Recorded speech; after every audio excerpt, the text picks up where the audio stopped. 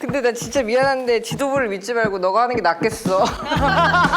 평범한 청년이 정치의 꿈을 꿨을 때 보고 참고할 만한 사람이 한 명도 없다는 것에 나는 좀 문제의식을 느꼈던 것 같아. 우리가 그동안 청년이라고 뭉뚱그려서 이야기했지만 과연 올바르게 청년을 진단하고 청년 문제 해법을 찾아왔던가? 난 되게 관심 있게 보는 편이야. 여성 문제에 관심을 갖고 여성 문제를 해결하는 게 뭔가 특정한 누군가의 권력이나 권한을 뺏어서 여성들한테 쥐어주는 게 아니라 그냥 그동안 기울어져 왔던 운동장을 바로잡고 마땅히 주어졌어야 할 것들을 다시 제자리로 돌려놓는 거라 생각해. 그리고 계속해서 소외돼 왔던, 그리고 어떻게 보면 제대로 다뤄지지 않았던 문제들을 다루고 또 풀어내야 하는. 그래서 나는 우리 당이 여성 운동을 하셨던 분들을 영입하기도 했고 실제로 비례대표로 왕성한 활동을 하셨던 분들도 계시고 지금 지도부에도 그런 거 관련해서 계속해서 목소리를 내는 최고위원들이 계시거든. 그리고 실제로 나도 그 부분에 대해서 되게 사명감을 많이 느끼는 것 같아. 근데 나 진짜 미안한데 지도부를 믿지 말고 너가 하는 게 낫겠어. 갑자기? 여성 문제는 너희 지도부를 믿지 말고. 그래 맞아. 응원해주는 거지. 고마워. 진짜 응원이야 이거는. 여성 문제라고 포괄하기에 진짜 다양한 문제. 너무 많아. 너무 많아. 뭐 최근에 이제 텔레그램 엠번방 성범죄 문제도 있고. 그리고 이제 고질적으로 이제 여성과 남성의 임금 격차처럼 일자리에서 이제 벌어지는 그런 맞지. 격차도 있고, 실제로 뭐 보육이나 양육이 다 여성의 책임으로 되고 있는 문제도 있는데 왜 이게 그동안 해결되지 않았냐. 남성 50대 남성 중심의 국회에서는 잘 이런 논의되지 문제들이, 않아. 예, 의제화되거나 이슈화되거나 논의되지 않기 때문에 이걸 바꿔야 된다라는 생각을 하고, 뭐 우리 당이 자랑을 하자면 이번에 남녀 동수 후보를 실현했어.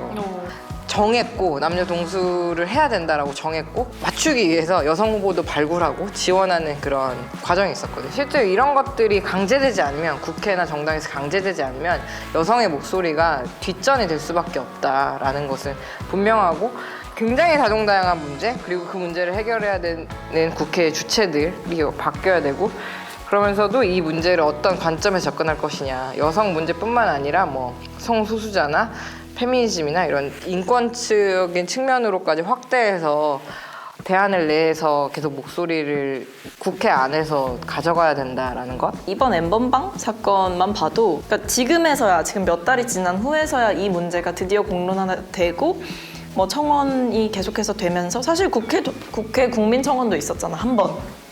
근데 그게 아까 말한 뭔가 그런 감수성이 부족한 의원들에 의해서 논의가 되면서 그 청원의 취지 자체가 완전히 묻혔지, 사실.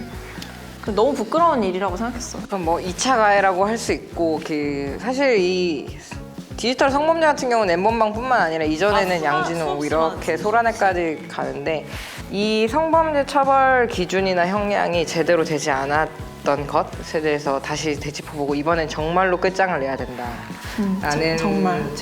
마음으로 여성한테만 필요한 것이 아니라 모두를 위해서 반드시 정말로. 바뀌어야 한다라는 관점?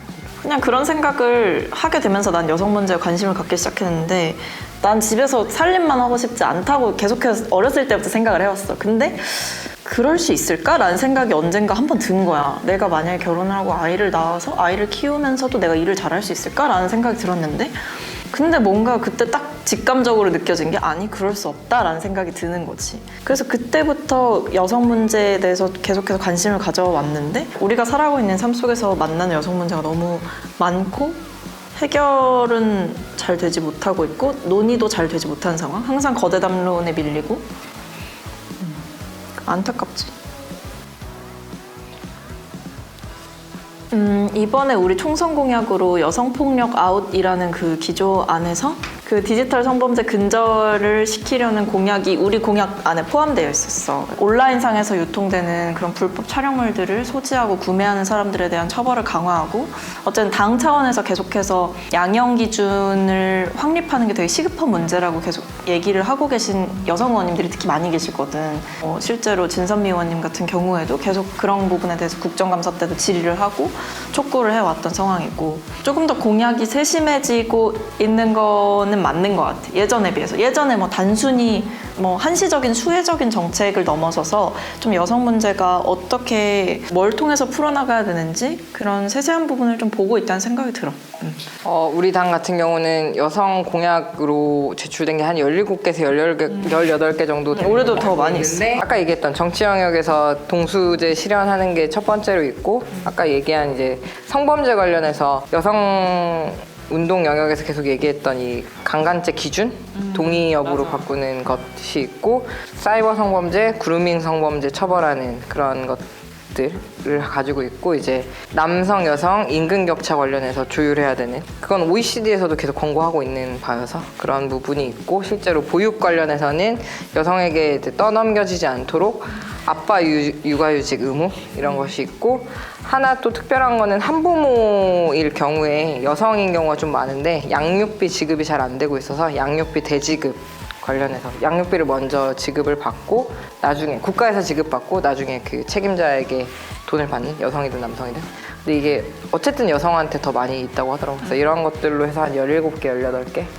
우리는 막 그런 것도 있었어. 이주 여성이랑 아무래도 이제 이주 여성 인구가 사실 우리나라에 굉장히 비율이 높아지고 있는 상황이고 줄어들 것 같지는 않고 어쨌든 그분들도 계속해서 범죄나 그런 부분에 노출되고 있는 상황이 많잖아. 그래서 좀 정착을 돕고 그분들에 대한 피해를 좀 최소화할 수 있는 그런 부분들에 대해서 고민을 하고 어쨌든 1인 여성 가구가 많아지고 있는 상황이니까 1인 여성에 대한 안심 정책이나 그런 것도 있더라고요. 좀 역사적인 측면에서 봤을 때 알겠지만 그 독립운동가들이 사실 남자 독립운동가들이 되게 많이 주목을 받아왔잖아 지금까지. 근데 실제로 여성 의병이나 여성으로서 독립운동을 정말 열심히 하셨던 의인들이 계시는데 그분들에 대한 조명이 너무 없었던 거지 그동안. 그래서 그런 부분들을 발굴하겠다 그런 공약도 있었고 뭐 난임 여성에 대한 지원 확대라든지 가정폭력 여성들에 대한 안전망을 좀 구축해 줄 수 있는 그런 다양한 방면에 좀 공약이 있다고 생각을 했던 것 같아요. 나는 그렇게 생각해. 그냥 조국 사태를 통해서 우리 사회가 우리 사회 청년들이 어떤 생각을 가지고 사는지 그리고 어떤 마음 조국 사태에 대해서 어떤 마음인지 되게 많이 다양한 마음들을 많이 만날 수 있었던 것 같아. 그리고 실제로 난 조국 사태가 우리 사회에 그리고 우리 국민들한테 되게 많은 실망감을 줬다는 거를 부정하고 싶지는 않아. 청년으로서 분명히 청년들한테는 그것이 부당하고 불공정하다고 느끼는 부분들이 되게 많았다고 생각하고 우리 당도 좀 돌아봤던 것 같아. 앞으로 어떻게 우리가 정치를 해나가야 되는지. 얼마 전에 우리 당에 특성화고 재학생 그리고 졸업생 100명이 집단 입당식을 했었어. 근데 실제로 그 청년들이 비슷한 시기에 요구했던 게 학교 실습 시간에 납땜 실습을 하는데 연기가 많이 나니까 마스크를 지급해달라고 얘기를 했었어. 근데 조국 사태에서 드러난 여러 가지 다양한 문제가 있지만 그 조국 전 장관의 딸과 관련한 문제에 있어서 내가 앞서서 이야기한 이런 청년들은 이게 왜 화가 나는 일이지? 당연한 거 아닌가? 라는 얘기를 했었거든. 그래서 조국 사태로 드러난 청년 문제와 관련한 진단은 우리가 그동안 청년이라고 뭉뚱그려서 이야기했지만 과연 올바르게 청년을 진단하고 청년 문제의 해법을 찾아왔던가? 라는 것이 밝혀지고 드러난 것이 의미가 있다고 생각을 하고 실제로 우리가 청년이라는 세대로 묶어서 이야기하고 있지만 20대, 30대 인구만 해도 2천만 명이 가까운데 그런 청년이 처한 위치와 상황과 모든 것이 다르고 더 큰 문제는 이 세대가 그 안에서 격차가 굉장히 크고 이 격차가 고착화되고 있다는 것이고 이 격차가 고착화되면 나는 옛 사람들한테도 이렇게 하는데 조선시대로 돌아가는 거 아닙니까? 라는 얘기도 하는데 이런 격차를 빠르게 해소해야 된다. 이런 골든타임을 놓치면 안 된다라는 것에 집중해야 되는 거 아닌가? 그런 것들 하나와 두 번째는 조국 사태 터지고 청년들한테 왜 서초동에도 광화문에도 오지 않느냐라는 꼰대들의 질책이 있었는데 그런 꼰대들의 질서하고 청년 세대가 살아가는 시대는 좀 다르겠구나 라는 것도 보게 된 것 같아요. 아무래도 선거에 출마를 하니까 정치인이란 청년 정치라기보다는 정치인이란 무엇일까라는 고민을 되게 많이 하는 것 같아. 매일. 근데 내가 최근에 내린 좋은 정치인의 결론은 평범한 사람들한테 좀 필요성, 효능감, 가성비가 느껴지는 정치인이 돼야 된다. 나는 재벌이나 기득권에 있는 사람들은 국회의원 친구 한두 명 다 있는 것 같거든. 근데 정말 평범한 사람들, 그리고 소위 우리가 소수자 약자라고 하는 사람들은 국회의원 친구가 없어. 그래서 자신의 문제를 이야기하고 그걸 귀담아 들어서 여의도에서 제도로 만드는 정치인들이 별로 없는 것 같아. 그러다 보니까 평범한 사람들이 보기에는 진짜 이놈의 국회가 가성비가 너무 떨어져. 내가 나중에 이제 죽을 때 내 삶을 돌아봤을 때 내가 어떤 사람으로 평가받고 싶었나라는 거를 언젠가부터 생각을 많이 하게 됐던 것 같아. 좋은 선례가 되는 삶을 살자라는 생각을 했었어. 내가 입당을 했었을 때 되게 막막했었거든. 그러니까 입당을 하기 전에도 되게 막막했어. 만약에 내가 정치에 관심을 가진 정말 대한민국의 평범한 청년인데 그 누구도 대한민국에선 평범한 청년이 어떻게 정치를 할 수 있는지 아무도 모르고 알려주지 않는다라는 거에 처음으로 좀 충격을 받았었던 기억이 있거든. 그러니까 소위 말해 그 검색창에다가 청년 정치인, 그러니까 뭐 아니면 정치인들의 이력을 내가 이렇게 쳐서 막 다 보는데 다들 평범하지가 않은 거야.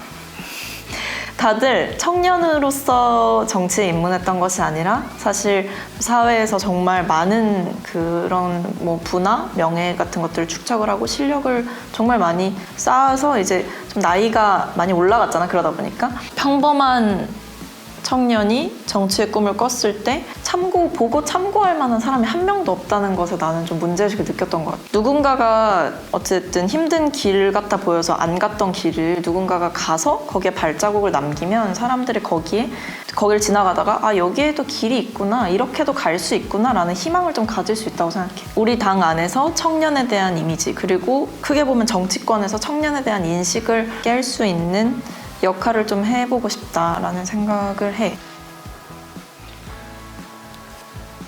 언젠가 우리가 이길 정당. 아니다. 10년 뒤 우리가 이길 정당. 사실 민주당을 이기는 게 목표는 아니고요.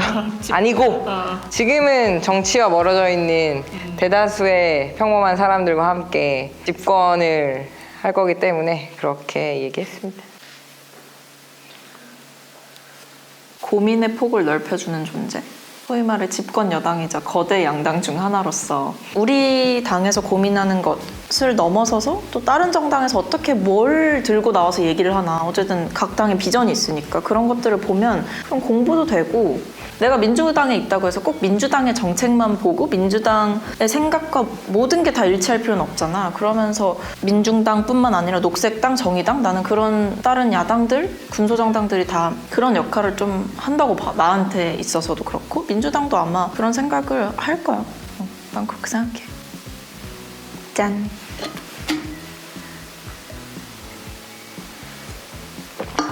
끝? 끝.